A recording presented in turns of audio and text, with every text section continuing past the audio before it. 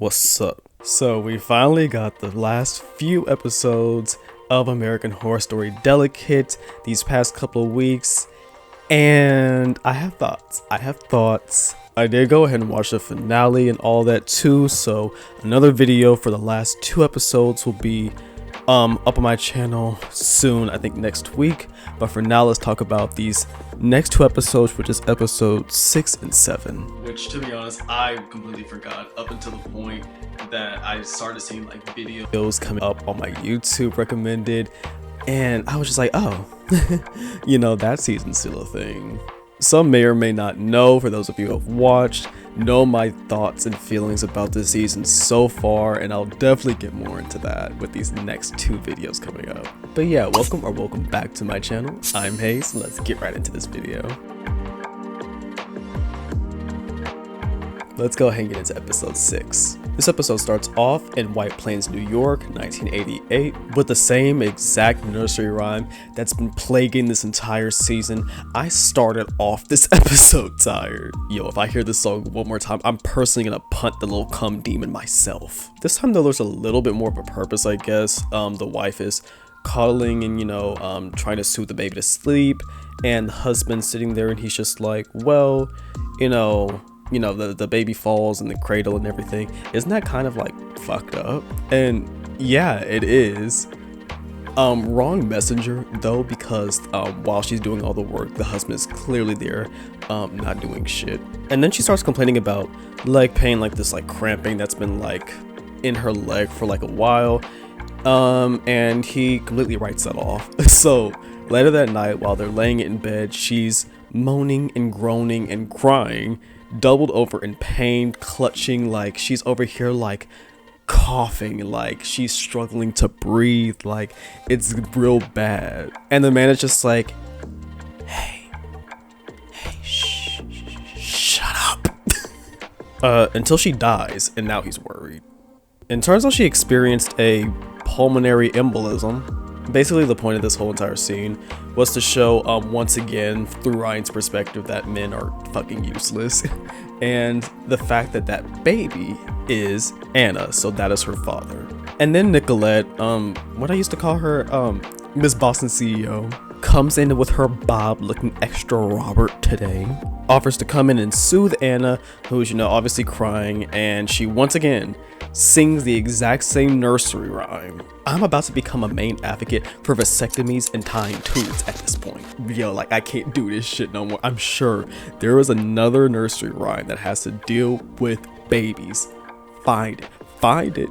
So after the opening credits, we get back to the present timeline with Anna waking up and finding out about Babette's death and Siobhan calling her. And then the Ashleys and Siobhan are acting suspicious because of course they are, talking about some, oh, it's such a tragedy what happened to Babette and her death and everything.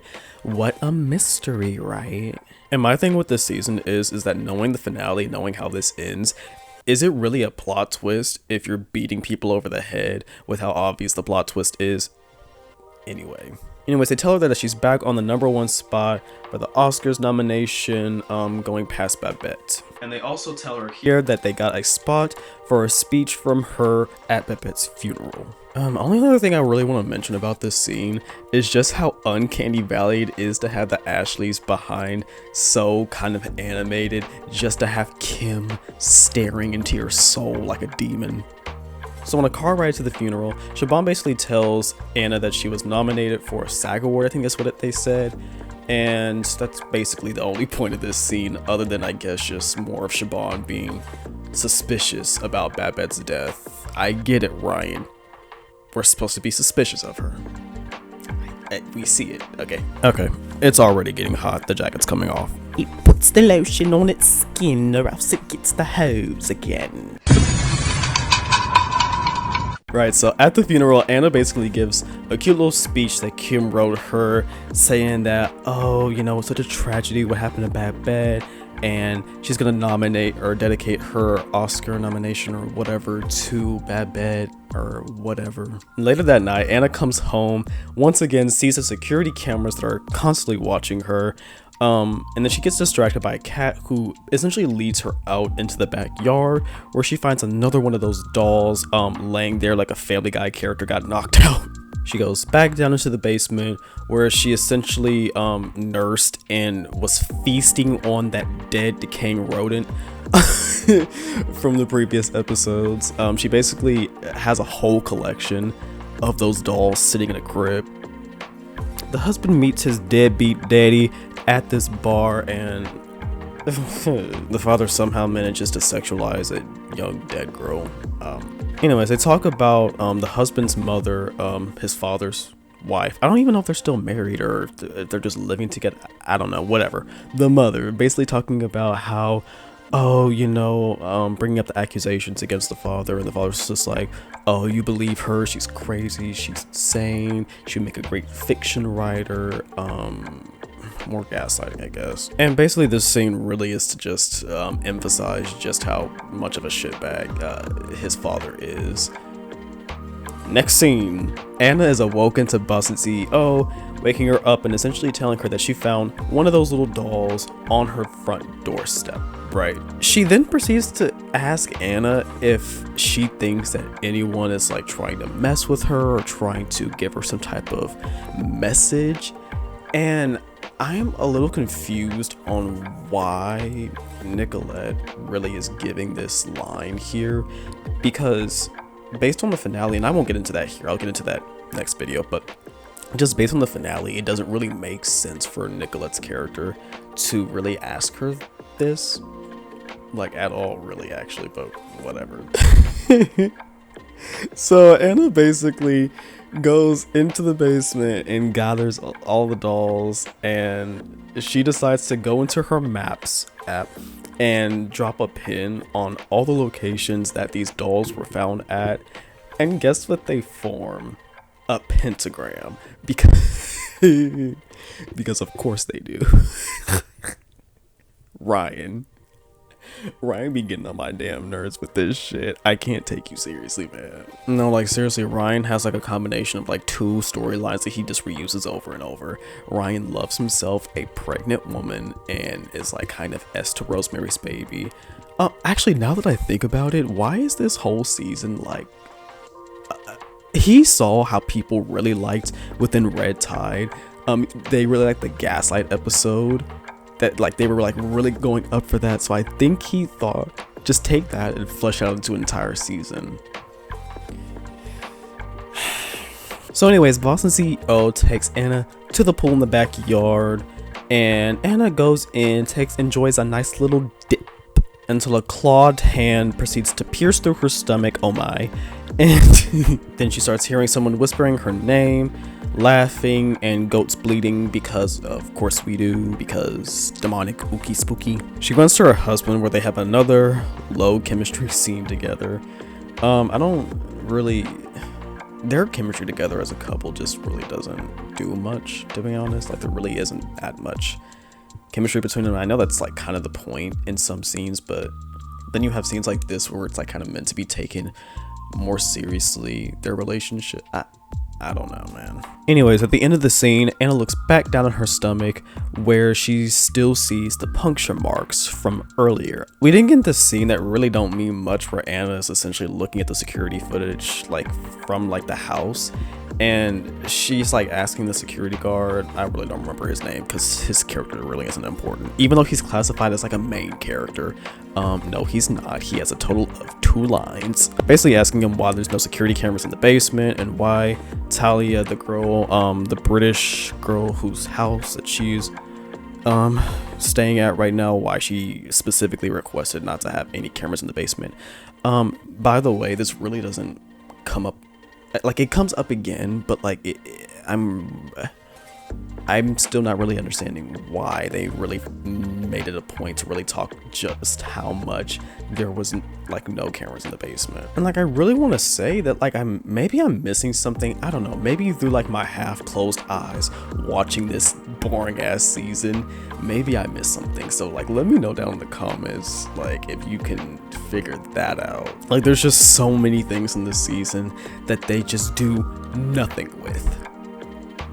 Next. We get another scene with Siobhan and the Flop, who once again does not add much to the season at all, to be honest. Basically, y'all remember that repugnant dude that Siobhan was like fucking on the low, and she basically gave him a script for this movie or show or whatever it is. We never even find out what this movie that's so spectacular, so amazing that it breaks space and time, you know, and we never so much as we don't even know what the story is about at all, which I think it's funny that Ryan keeps doing this and like making reference to these amazing works that are just written, and I just know that Ryan likes to keep that shit secret and hidden and as little detail as possible because he can't come up with anything that's of that quality. Next.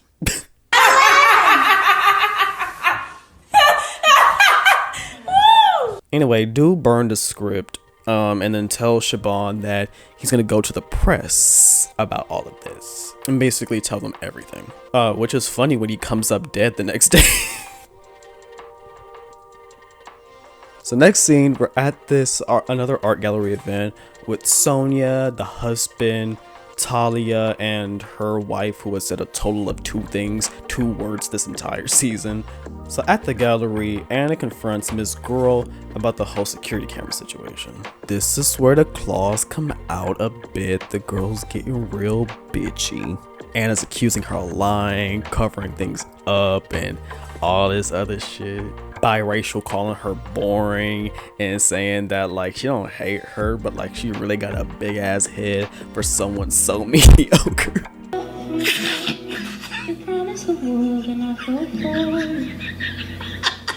Anyways, Anna then goes into the bathroom at this function and notices like another hallucination vision or whatever of Anna having like blood like on her hands, which I really don't understand what this season just really did not answer why. And like I can maybe rationalize that maybe it has something to do with the B12 vitamins that Siobhan was giving her or something, but why is they just never explain why is Anna's having these visions and why and then that same woman from a couple of episodes ago where Anna met her at the bathroom and they cracked her skull open, she finds her again at the sink and she essentially starts reciting similar things that she did the first time, except Miss Sweaty Woman is saying it like more creepy this time and like being all up in Anna's face, like back up a little bit. Anna pushes her again, she falls over, cracks her head open on the sink and then falls down and starts bleeding on the floor again. And then she gets up just fine. I don't know, she's just being weird. Like this woman is damn near like a hallucination at this point, but it turns out she's actually real, like a real person. So I really don't get how things work in this season, because as Anna leaves the bathroom, she looks back into the bathroom and the woman's completely gone. So I don't know. She runs into Miss Ivy again, who she confronts about essentially faking or being a nurse or whatever, and then essentially harming her baby. And this is one of the few scenes where we get some type of like real energy from Anna. It's not much, it's very short and sweet, but I'll take what I can get at this point. She meets back up with Miss Sonia, who wants to gift her this painting that's all red, and I'm guessing a lot of which is mixed in with her period blood like it was the first time. And of course, the painting itself is whispering. Yes, the painting itself is whispering. Do you want to know what it's saying? Ave Satanas. Of course, because of course it is. Oh my god. Anyway, so as the husband is giving a speech, Anna has another vision thing of all the women, or a bunch of the women who she thinks is like suspicious, the main ones, like circling around her and like just staring at her and like kissing her hand and shit. The lady in the bathroom, Sonia, Talia, Ivy, and Boston CEO all circling around her with that chant Ave Satanas in the background, of course. This shit is so corny. I'm screaming. Siobhan comes up and decides to take her to dinner. And this is a scene where Anna essentially is saying to Siobhan, I don't know if I want to do this anymore. I don't know if I want to be an actress. I don't know if I want to be in this lifestyle. Like, because this is a lot. It's a lot of stress. And Siobhan proceeds to slap the shit out of her and tell her that we have people who have worked too hard to get you where you are. So you can't quit now. And as Siobhan gets up to go get them drinks from the bar, Anna then goes into her purse and pulls out the greeting card that was in the fruit basket that was delivered to their house a few episodes ago, with a note saying, don't trust any of them, essentially, with a phone number on the back. She notices a ring in the restaurant and she finds Miss Preacher a few seats down, I guess watching her. And Miss Preacher is just like, no, not here, not right now, because, Siobhan's over at the bar. By the way, this doesn't really come back. Like, they do talk one other time after this. Spoiler, by the way, and it's not much. It's like the story really forgot about it until like the last episode. So the husband drives over to his parents' place with no response until he notices that the roof of the front porch is leaking blood. And so he goes up, rushes in there, and we see his mother laying in the bathtub, running blood with her wrists, and we get a scene of this man trying to muster up some type of emotion during this scene, and his face is really giving.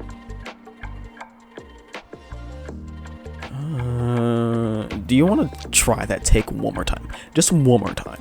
With "I tried to warn you" written in red lipstick on the mirror behind her. That's where the episode ends. Very, very dull episode, actually. Nothing really happens until like the very end, like the very, very end. I know it wasn't really the plan to have like such a long break in between, like, because like the writer strike and the actor strike kind of like split this season into like the first half and then the second half, and there was like a couple of months between. I know that wasn't the original plan, so I guess in that respect I don't want to get on them too much for like how lackluster of a return back to this season this episode really was, but they also could have just made a good episode. Oh, okay. I mean, like, I guess. Moving on. Episode 7. We start off with another flashback, and I know that Ryan has like always done flashbacks in his American Horror Story seasons from literally the first season, and there's like nothing inherently wrong with flashbacks. It's just like the frequency and the ways in which Ryan, or I guess whoever directed this season, did this, it just makes the season feel really jumbled.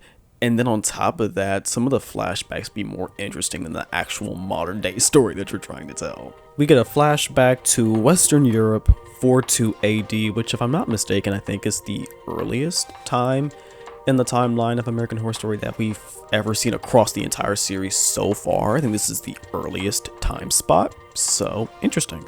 Basically, we see Ivy, yes, Ivy, as a pregnant woman, giving birth in this like hay stack or whatever. She splits open her stomach with a knife and pulls the twins out of her womb, who we come to find out are Sonia and Adeline. And then Ivy promptly dies. Then one of the ladies in like the black garbs with like the raven hats comes in and revives her, which really this season confuses me with, because they never really actually explain what these women are. Like, are they witches, or are they like they obviously have some type of magical powers, which I guess would make them witches, right? But they never mention that they're witches. They never mention the coven. They never mention being in a coven. It's so confusing. Like, it could be like a separate little like coven from like the main one, but I feel like even then, if it was witches, that they would tell us, right? I really don't know.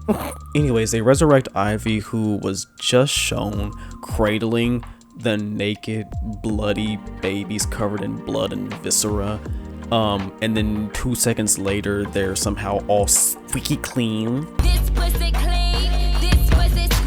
and wrapped in cloth for some reason. And the rest of the episode pretty much takes place showing what happened with Adeline and Sonia, especially Adeline, when she and the husband were together. Basically, it's their anniversary and the husband walks in with a whole ass dog, and basically like this scene really is just like telling us that the husband is impulsive and kind of not financially smart, and Adeline is like, she's like sweet enough, but like she's just like, are you dumb? Like, this is a bad financial investment. She just seems to be adverse to responsibility of like caring for things. Like, we see that she doesn't want children, she doesn't like really want a baby, and she doesn't seem to want a dog either.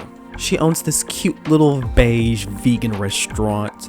I think it's based on Hestia, goddess of the hunt. I think they explained that in one of these scenes. And might I say, Miss Annabelle Dexter-Jones, who plays both Sonia and Adeline, she is such a highlight this season. She plays both of these roles so good. Like, and both of these characters are so different. Like, they're really kind of total opposites, and she plays both of them so well. Like, she brings a level of energy to this season that I feel like is like missing, especially with a lot of the main cast, to be honest. I do hope we get to see her in future American Horror Story seasons, but we'll see. I'm definitely hoping that she comes back though. She basically sees one of the Ravenhead ladies in the black cloaks outside of her restaurant while she's talking to her staff, right? After her staff goes home, she proceeds to go in through the crawl space of her restaurant to the Satan room where they have a bloody pentagram and a bunch of candles. You know, the Satan room that every local restaurant has that you can take your kid to their birthday party for. She then comes out and sees her twin Sonia looking cunt as always. They play that game where, I don't know what it's called. It's like the one where you take that knife and like you take your hand and you go like da da da da da da, like you try not to stab yourself, right? But they play that game while they talk. They basically go back and forth. Sonia's essentially trying to convince Adelaide to go back to the coven. They never use that word because that would just make things easier to understand, I guess. And Adeline is just done with their bullshit. Both of them end up hurting themselves in the game, but Adeline accidentally like stabs right through the back of her hand, and then Miss Sonia disappears. Adeline yanks the knife out and then proceeds to pass out, right? We get another flashback, my god. To Galloway, Ireland, 1243. It basically flashes back to Ivy, the mother, and then the two daughters, Sonia and Adeline. We basically see that Sonia, even during this time, was kind of sick of her family's shit. She didn't want to keep being evil, essentially, and she just wanted to like help people and stuff. And her mother proceeds to telekinesis throw her across the room into a wall, spit on her, and choke her. Basically calling her an ungrateful, insolent child, and that women aren't allowed to create anything or question anything, right? She then tells Sonia to go ahead and finish up those placentas. Yes, they're snacking and slurping on baby placentas like a seafood boil. And Sonia does so happily, gleefully, it seems, which shows the difference between Sonia and Adeline, I guess. Ivy apologizes to her, saying, you know, I love you, and basically, I guess when she got thrown into the wall, I guess she got like Adeline got basically like a little mark right here. And so the mother takes, I guess, like bites into her, well, I don't know, she basically places a little blood dot right here and then calls Sonia over and does the same thing to her. And that's essentially like, she's just like, now we're blood connected, or like blood sacrifice, or some shit like that. We're blood bonded forever is essentially that. So that explains why the girls in the cult seem to have all had that little thing right there, and why Anna seems to have this little bump mark right there that she can never explain, and it doesn't go away. And then they start chanting off at Satanas again. Ryan, So basically back to the timeline of right after Sonia and Adeline were doing that whole little finger knife thing, and basically the husband and Talia get her home and into bed and are basically talking about how weird and creepy her whole like family is, which I mean, yeah. The husband proceeds to tell the father, both flops, proceeds to tell the father about what happened, and as soon as he hangs up, the father is just like talking shit about both Adeline and the husband, which is funny to me because this man literally said that the new woman, Anna, the main character, Anna, is basically like not good enough. It's not as good as Miss Adeline, but here he was talking shit about Adeline too. The mom basically tries to speak up for them, and he's just basically saying, who the hell are you talking to? Are you questioning my authority? Is basically the energy he's giving. And she's just like, well, I think we should be softer to them. He proceeds to grab a cloth with some of that liquid and proceeds to knock her out. Next scene is Talia and Adeline buying rings. I guess it's like wedding engagement rings or whatever. And Talia essentially tells Adeline that I guess someone had bought her business and now she's a newly made millionaire.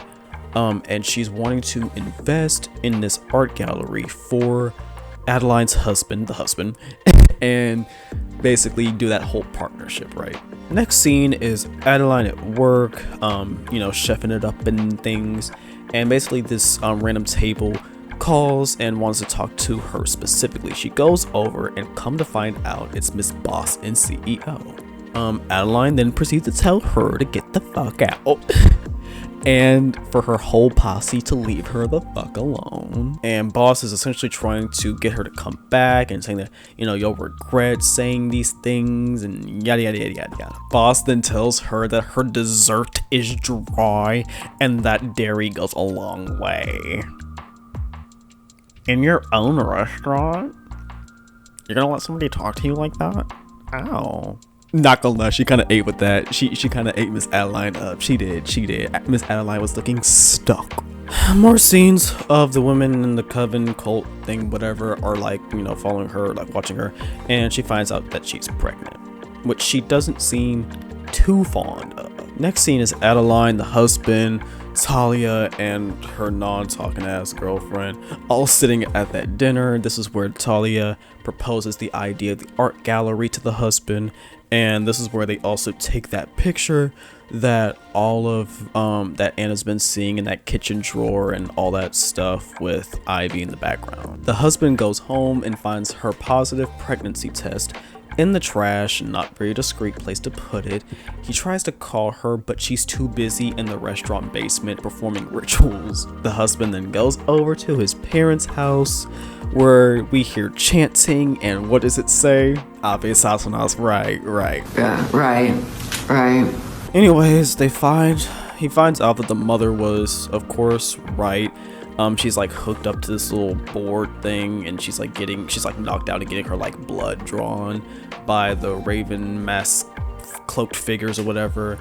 And his father is like fucking another one of those like raven head things, and in like a leather harness and a leather body harness, and he's just like, oh, this is how you were born, son. Fucking weirdo. Anyways, they knock him out and wipe his memory. Next, Adeline is being strapped to one of them little coochie watching devices, where the cult coven decides to punish her for trying to leave, I guess. Adeline then tells Boston CEO that who is she to talk because she also tried to defect once too, which of course doesn't go anywhere. We never see it. There's not even a hint before or afterwards of this scene that shows in any way that Boston CEO isn't anything less than 100% devoted to this coven cult thing. Can we keep some fucking consistency? Like, It's also revealed that Talia, Adeline's best friend,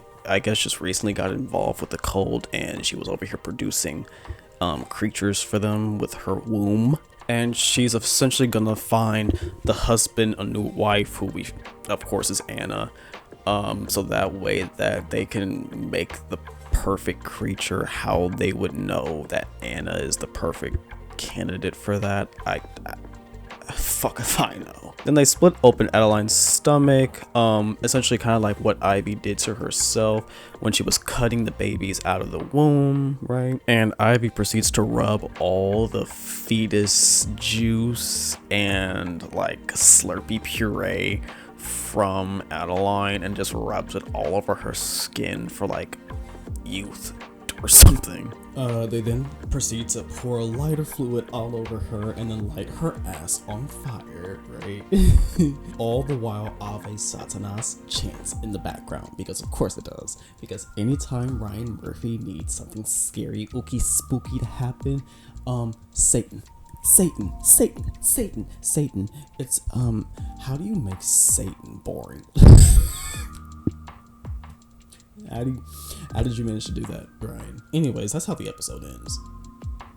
Now this episode is better than the last one.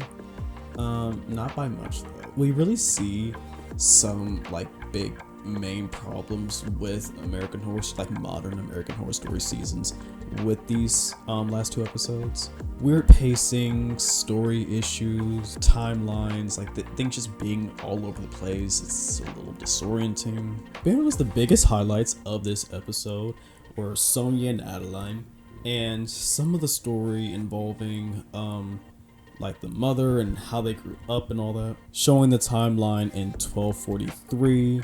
And I guess like a little, I don't know, I guess I like the energy of those scenes a little bit. I did enjoy a little bit of the backstory with Adeline and the husband, and that's in huge part because of Miss Annabelle Dexter. She was really good in these roles, and she's definitely one of the main highlights of this season, I would say.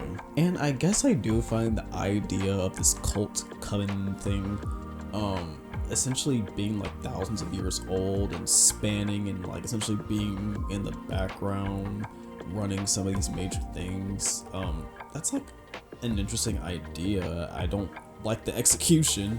You already kind of did that same thing with the Illuminati back in Apocalypse. So but yeah, I do find some of the like backstory like things, like I said, like the witch, or not the witch, the Queen Elizabeth or whatever her name was, like a couple episodes ago, where it showed the cult coven witch thing, essentially like taking her baby. Like I enjoy these parts of these episodes more than the actual main plot actually. Yeah, I guess I don't really have like a whole lot of thoughts about these 2 episodes because they were kind of boring.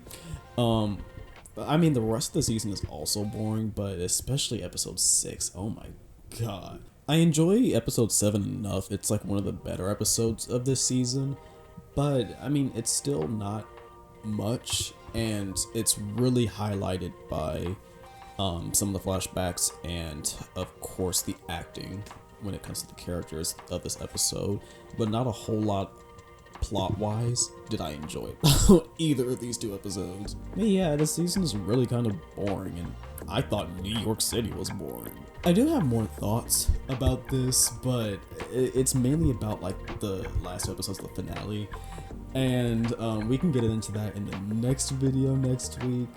But let me know how y'all are feeling about this season and the finale, or like just these episodes, I guess, and let me know how you guys feel. Do you agree? Do you disagree? Just let me know in the comment section down below. But thank you so much for watching, if you indeed still are, and I'll see you guys in the next one. Bye.